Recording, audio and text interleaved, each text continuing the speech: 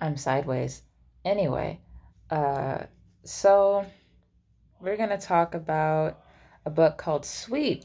The first one is The Book of Shadows. I've read this series before. It's by Kate Tiernan, and I enjoy it. I think it has very realistic depictions of what it's like to be a teenager. So, yeah, that's what we doing. Uh, So it's about a girl named Morgan who finds out that she is, in fact, a witch. And she finds this out through interactions with, like, this dude named Cal Belltower. Um, I know I have a lot of information about the other books because I've read them, but for some, I don't remember why. I gave all of the books away. I think it has something to do with the fact that at the time I was an annoying teenager, so the annoying teenagers in the books just reminded me of all of the things that I hated about high school. So it still kind of does, but like I can look past it now more. It's like with The Secret to the Immortal Nicholas Flamel. I fucking hate Josh, but I'm older and I can look past it now. So Morgan Rowland is typical. She's got friends. Goes to school. She has a little sister. She's Catholic. Her family goes to church every Sunday. She all about that Jesus. Um, Cal Blair is a new kid at school, and her friend Bree, her best friend Bree, uh, is immediately in love with him. But Bree is kind of like very cocky in terms of her ability to get boys. She thinks that she can just have whoever she wants because that's how it's always worked for her. And that I think, in some ways, having read the second book now, I think in some ways, Morgan was her friend because she knew that Morgan could never take anybody from her, which is a very shitty thing to do to your friends, but that's what it feels like. I certainly wouldn't put it below Brie. Anyway, um, the town is small, so Cal's arrival is the most exciting thing for the town. He doesn't seem to have a type. He's kind of dating around a whole lot and eventually circles around to Bree and Morgan. Morgan wants him but knows that Bree likes him and she's a good person, so she's not going to tell Bree. And he invites them to a party and it's a Mabon celebration. And this book, I'm pretty sure that I think the writer might actually be Wiccan. Um, and she has a circle. So this book has pretty accurate depictions of Wicca, which is really cool. Um, yeah. Morgan also feels very different than her parents do, like about everything. She also doesn't really look like them. So that's fun. Morgan's also a little bit psychic now. She goes to a Wicca store called Practical Magic, and the clerk there has her buy a book on blood witches, which is cool.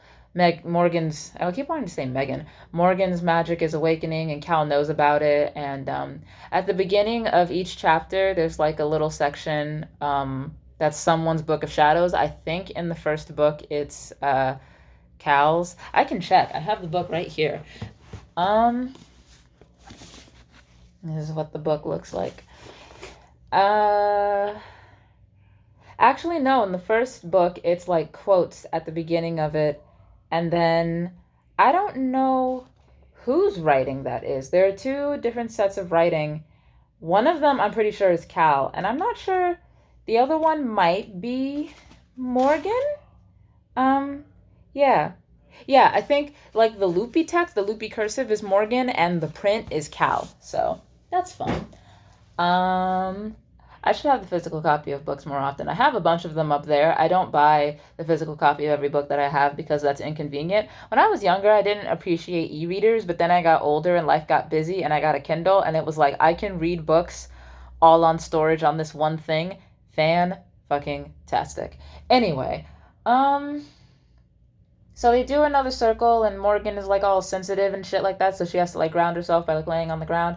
They do a circle by a pool and go skinny dipping, and Morgan doesn't want to do it because she's insecure about her body. So Cal like carries her into the pool, and Bree's all pissy about it. And Morgan can't control Cal's actions, and Bree doesn't want her in the circle anymore and tries to make that decision for her. And Morgan's like, "Bitch." She doesn't say it though. But yeah, um, her parents find out about her magic stuff, and they're like extremely viscerally angry about it and like Sure, if you're a Christian, you might not like witches. That's totally your prerogative, and like, you may not want to associate with them either, and you don't want your children doing it. That is completely your prerogative. But the way that her parents react very blatantly makes it seem like it's more than just the fact that it's witchcraft. It makes it seem like something about like if her sister Mary Kay was doing magic, they'd be like, maybe stop. But with Megan, they like Megan Morgan. With Morgan, they like full out yell at her, and it's very clear that something else is awry here. Why aren't my videos very long lately? I don't know. I don't feel like doing a second book in this video unless the next book is very short. Is the next book very short? Ugh. It's not short, and I also like the next book. I'll get there. So Cal is giving Bree the cold shoulder, even though Bree says that the two of them have slept together, which now I don't think is true at all. Cal knows that Morgan is a blood witch, which is fun. And like, because I just read the second book, so I want to talk about it. Like, none of them actually, I don't think, besides Robbie, because in this book, Morgan does a spell on his face, and Robbie's only mad because he didn't tell her. She didn't tell him that she was doing the magic, and you always need to do magic with people's consent. You should never just cast magic on people, especially if it's blood magic, because then that is kind of illegal. But, yeah, like, I want to know what that type of person's, like, in game is. I can't stand people like Bree. And here's why. Like, what's your end game? Like, he doesn't want you. He doesn't want you. You can't guilt him into sleeping with you. He doesn't drink, so you can't do that to him either, which would make you a very shitty person if you did. And, like, he doesn't want you. He doesn't want you. He doesn't want you. Why? Like, I love, and I love it, like, if the person that I'm with loves me, like, a whole lot, because I love a whole lot. The idea of chasing after a dude who doesn't want me, I'm already tired. Why am I chasing after you if you don't want me? Why would you chase someone who doesn't want you? Like, I don't, like, guys and girls, like, people try to pin a lot of that on guys, but, like, girls do it too. I like all the characters because they all feel like teenagers. And I have some points here about the book and like Wicca and all that stuff. I'm not Wiccan, by the way. People might classify my religion as Wiccan, but I'm not. I'm just agnostic spiritual, I guess. I mean, I suppose you could call it Wiccan. I don't know. That being said, if Wicca does call to you, it does not mean you're a witch. And if you're a witch, that does not mean that you're a Wiccan. There's debate over if you can be a Christian witch. That mostly depends on who you ask. Because, like, the whole history of persecution that witches have with Christians. I have seen several links that say that Wicca and witchcraft are on the rise in America because millennials and Gen Zers are rejecting Christianity, which is, I don't know how true that is, but if it is true, that's hysterical. Anyway, but I say let people have their paths. If someone wants to worship a rock because they think it'll help them, that's fine. If somebody wants to worship a god because they think that'll help them, that's fine.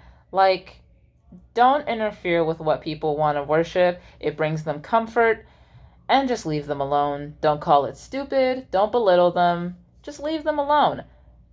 I will say this, though, because it's not necessarily witchcraft if you're doing this. Homeopathic remedies have their place beside science. If you have a stomach ache, take some ginger. If you have stomach ulcers, go see your doctor. Anyway, don't take up an interest for a boy. It's not going to work out well. Trust me, I speak from experience. No friendship is more than a boy. Like, no, sorry. No boy is more than a friendship. No boy is more than a friendship. No girl is more than a friendship either. No one is more than your friends, especially if those are like your friends since childhood. If you and your friend have been friends for like, somewhere over 20. If if you and your best friend have been friends since kindergarten, that is no. Do not give that up for someone who claims to love you, because no one will love you more than that friend. And if that friend leaves you like in the dust, beats you up because you took their boyfriend, even though that wasn't their boyfriend, that person wasn't your friend in the first place. They were hanging on to you because you fulfilled something in their life that they needed, and you're better than that. Anyway, also, magic doesn't really work like this, like the way it works in the book. It doesn't work A, this fast, and B, it doesn't really work like this. There's a whole lot of give and take with magic. Like if I give you a rose quartz to help with your glaucoma, but you don't go see your ophthalmologist, just um, yeah, like yeah. Will peppermint help with congestion? Yes. Will it help with a sinus infection? No.